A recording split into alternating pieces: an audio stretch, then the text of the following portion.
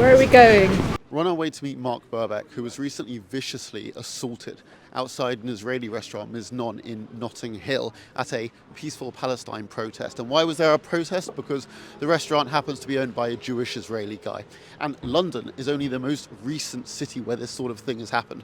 I mean, New York, Washington, Lisbon, Madrid, Sydney, in all of these cities, Jewish restaurateurs have been the target of campaigns of harassment and intimidation by Palestine thugs. And in fact, in Sydney, their Miznon branch was trashed by 20 thugs who wrecked the place. Windows smashed, everything.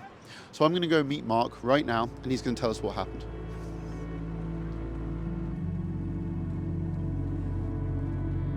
We saw an announcement by the Palestine Solidarity Campaign, a local branch, and they announced that they were going to be picketing outside Miznon. So when we saw this, we decided, well, we're going to come here. There were 4 or 5 of these local Palestine Solidarity Campaign activists, and they were right outside the restaurant here, the Erev restaurant, which is part of the Miznon group. They were right outside. We felt that that's not a protest, that's harassment. The staff were inside, sort of behind the door, holding the door shut.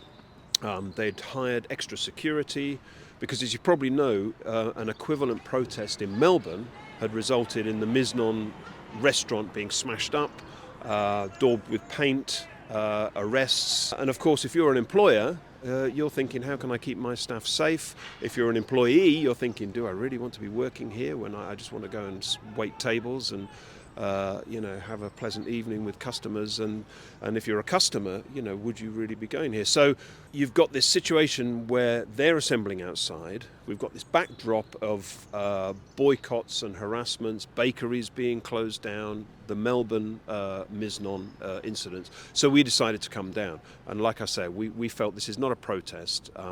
If they really object to the owners of Miznon, they could be going to head office. If they object to Britain's dealings with Israel, they should be going to Parliament Square or Downing Street. But harassing people here, we felt that was a step too far. So we came along. We gently pushed them over the road, and I mean literally gently. There was no fisticuffs or anything. There were just more of us than there were of them. And then the police kind of accepted that, and then they left the whole thing at that point. And then they started to disperse, and then we also started to disperse.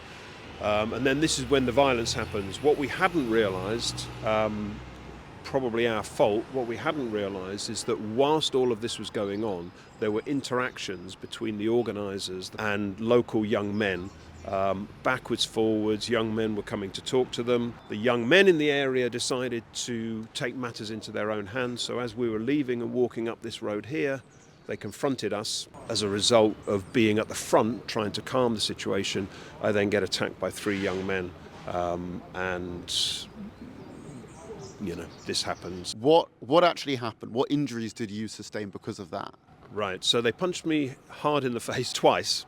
The first one was with a bottle full of, not a glass bottle, luckily, but a plastic bottle, like an Evian bottle. So you can imagine the top, the plastic top, quite hard. The second one was a punch. And then the third one, as I fell to the floor, somebody stamped on my back. And actually, I have to put out an apology here because my head also put a dent in somebody's car. But we don't know whose car that was. So 4 injuries. The main thing left now, after the stitches and everything, is that I've got a broken nose. More than a month later, you're still dealing with this, is that right? Yeah, well, the medical people are concerned because my pupil is not dilating properly. And that can be an indication of something more serious. Can you take us to where it actually happened that you were hit? Yeah, should we go? Yeah. We pushed them over to the other side of the road, and then the whole thing continued for a while. Young men variously sort of looking at us and watching what we're doing. We then leave and we start walking along here.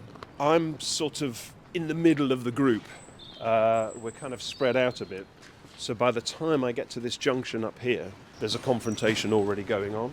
There's a guy here, standing here, and I think he's asking something. He's saying, answer me, you know. So I say, well, what's your question? Because I arrive and I say, what's your question?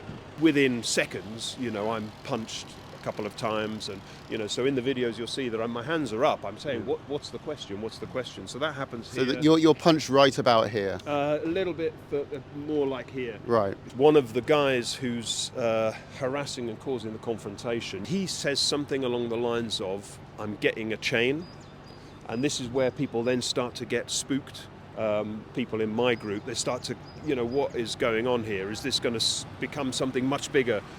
Some guy is going to go and get a weapon and all this kind of thing. And so people are on edge, you know. Yeah, I mean, I have to say, that doesn't really sound like a very peaceful protest to me. No. As the police were taking my statement, more young men were arriving, so they'd obviously put the word out. They'd obviously put the word out to say, right, come on, you know, there's Zionists and Jews in the area, come and get them, kind of thing. And so who knows where the whole thing... It was only because of the earlier protests that the police were here quickly.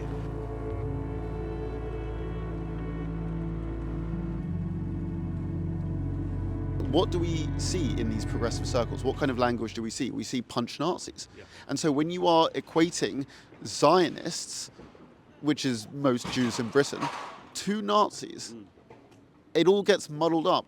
People get the message that it's fine to punch Zionists, it's fine to punch Jews, it's fine to punch people like you who stick up for Jews and Zionists. Yep, absolutely. And the thing is, this is the most extreme thing that I've experienced, but it's not the only thing I've experienced. You know, I've been pushed and shoved, I've been spat on, had placards ripped from me, you know, been assaulted in less serious ways. They just simply believe that it's the right thing to do for them to, like you say, punch a Nazi, or what they've defined as a Nazi.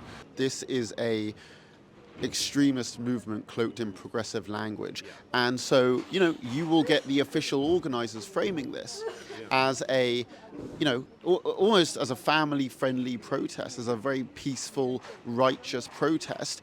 But beneath the surface, you see what it really is. And that's why you get extremists who come to these things, who are violent, who are calling for more extreme things, like, you know, a few years ago, driving down a Jewish area saying, you know, rape the Jews, rape their daughters. Fuck the Jews, fuck the movement, fuck all of us, fuck the mothers, fuck the daughters, and show them the pro-Palestine. Shut them up, rape the daughters, if you have to send a message. This movement is a magnet for extremism. It is. These people have no right to stand here and harass customers, staff, even the owners, you know. Look, Mark, I think, you know, you're a tremendous ally. You've always got our backs, and all we can say is thank you very much. Thank you, Mark. So from speaking with Mark, it's clear that this is not going to just go away. But you know what? Neither are we, and neither is Mark. The reason that these extremists are going to keep showing up again and again and again is because they feel emboldened. And the reason they feel emboldened is because the authorities, the government, two successive governments, have kowtowed to them. They have given in to what they want. They've had too soft a touch. They are not using existing laws the way that they should be.